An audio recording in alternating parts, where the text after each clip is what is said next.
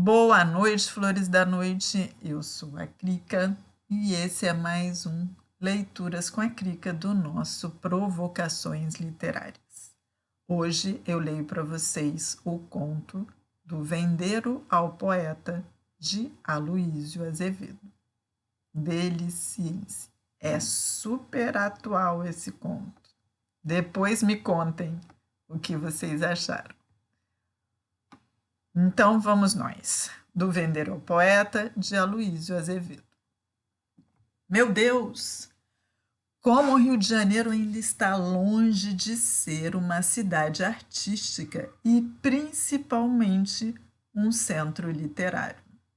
Nas grandes capitais do velho mundo civilizado, a primeira camada social é formada pelos homens de espírito, pelos sábios, pelos homens de letras, pelos artistas de talento, pelos investigadores e reformadores científicos, pelos exploradores notáveis. Depois seguem-se os políticos em evidência, os estadistas de pulso e os militares, distintos pelo saber profissional, pela honra e pela coragem. Depois, os grandes funcionários jurídicos, depois, os homens da alta indústria, os que movem grandes massas de operários.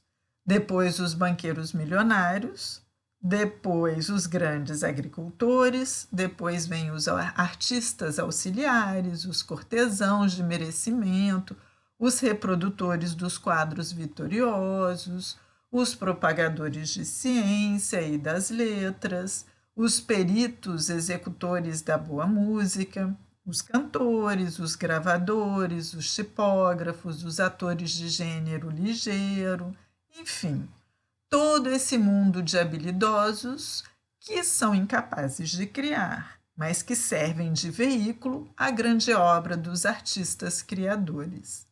E, afinal, em último plano, chega a vez dos mercadores, isto é, daqueles que, por falta de talento para conceber e por falta de técnica para executar, ou reproduzir qualquer trabalho científico ou artístico, limitam-se a servir de intermediários entre a ciência, a arte e a indústria e entre o público que o consome. Esta última camada social constitui o comércio, em grosso e a retalho. Na Inglaterra, na Alemanha, na Itália e na Rússia, as portas da boa sociedade lhes são vedadas escrupulosamente.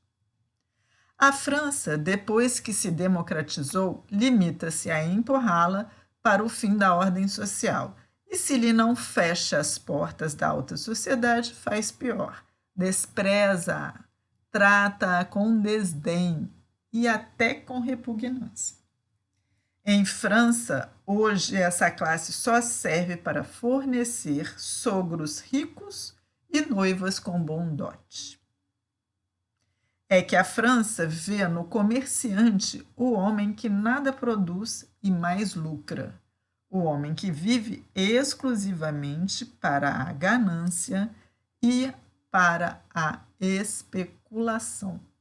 E o negociante, com efeito, ao mesmo tempo que é o intermediário entre o produtor e o consumidor, é o feroz parasita do homem de ciência, do homem de letras, do artista e do inventor industrial. Estes quase sempre acabam pobres e o negociante acaba rico.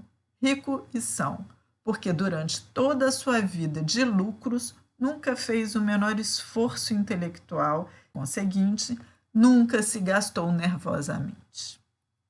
Em toda a extensa classe social de negociante, é o único que não trabalha. A sociedade dá-lhe o direito de viver sem produzir, comprando por 2 para vender por 2,5. Mas o negociante abusa sempre desse direito, comprando por 2 e vendendo por 4, quando não vende por 6 ou por 8. A consciência do comércio é muito elástica quando se trata de negócios, porque faz parte dos principais requisitos do seu ofício enganar o comprador. E tanto assim é que eles inventaram para uso prático provérbios da ordem filosófica deste: amigos, amigos, negócios à parte. Efetivamente, entre os negociantes, não se respeita a amizade, nem se observam certos deveres de consciência quando se trata de vender. Uma vez recebi de certa família do interior, a quem devo obrigações, o pedido de comprar aqui uma dúzia de certos lenços especiais de cambraia de linho, que então estavam em grande moda e custavam bastante caro. Como não entendo de fazendas e não queria servir mal a quem me fez a encomenda, dirigi-me a certo dono de armarinho que eu conhecia de muito tempo e a quem tinha na conta de homem sério. Não podias cair melhor, disse-me ele, quando lhe expus o que me levava à sua casa. Não encontrarias em outra parte fazenda como a que tenho no gênero que precisas. É o que há de melhor. Vais ver.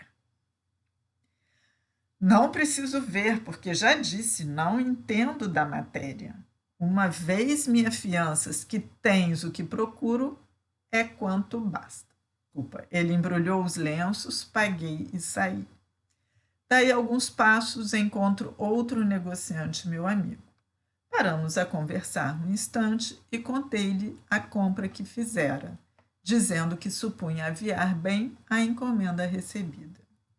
Ele pediu para ver os lenços, observou-os um instante e segredou-me. Foste enganado. Isto não é cambraia de linho. Se queres servir bem a família que te encomendou os lenços, não lhe mandes estes. Vai à casa do leite e ensinou-me onde era, que é o único no mercado que possui hoje dessa fazenda. E tive de ir, eu de novo, comprar os lenços, paguei pelos primeiros. E agora digam-me com franqueza, fui ou não fui roubado? E se com efeito fui, se o dono do primeiro armarinho é um tratante, por que motivo hei de eu tratá-lo com mais consideração do que aos outros gatunos, menos velhacos, e que mais se expõem, desses que roubam um queijo à porta de uma venda? Esses, ao menos, são mais sinceros e arriscam a dormir na cadeia. Os negociantes, em geral, são como o amigo que me vendeu os lenços falsos. Unicamente eles, lá na sua alta filosofia comercial, entendem que não praticam ato desonesto quando nos impinge gato por lebre. Concordo que assim vivam, concordo que enganem o freguês sempre que possam, concordo que enriqueçam sem jamais produzir, concordo que o livreiro seja rico e que o autor que mais o enriqueceu morra de fome, concordo que o empresário de teatro tenha milhões, enquanto os artistas que trabalham para ele, escrevendo comédias, representando os papéis, fazendo música, pintando cenografia, não tenham onde cair mortos. Concordo que o especulador engorde e que o produtor estoure de esgotamento nervoso à força de trabalhar.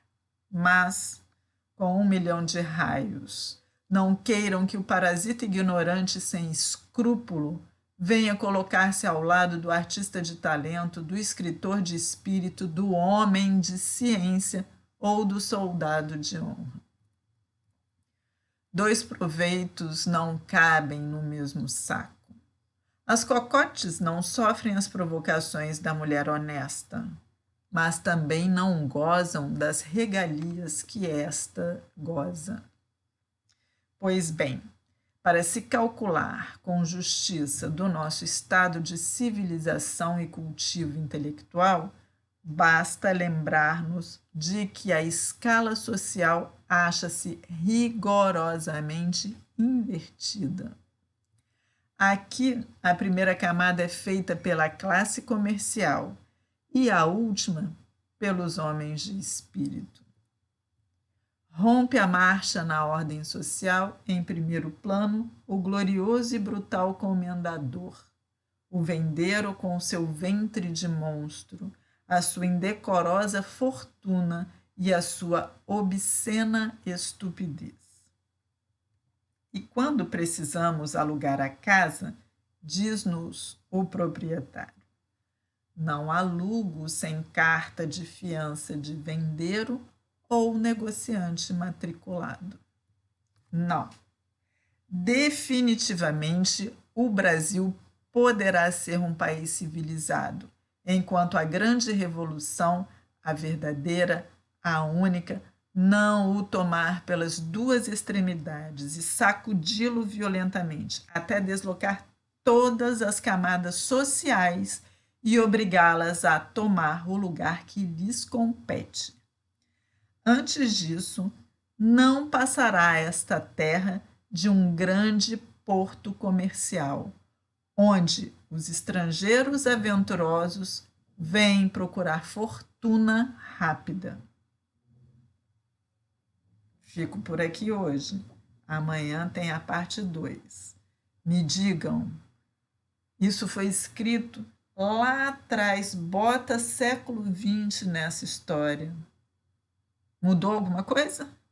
Vocês entendem essa história como uma história de tempos idos? Só que não, né? Ainda é assim.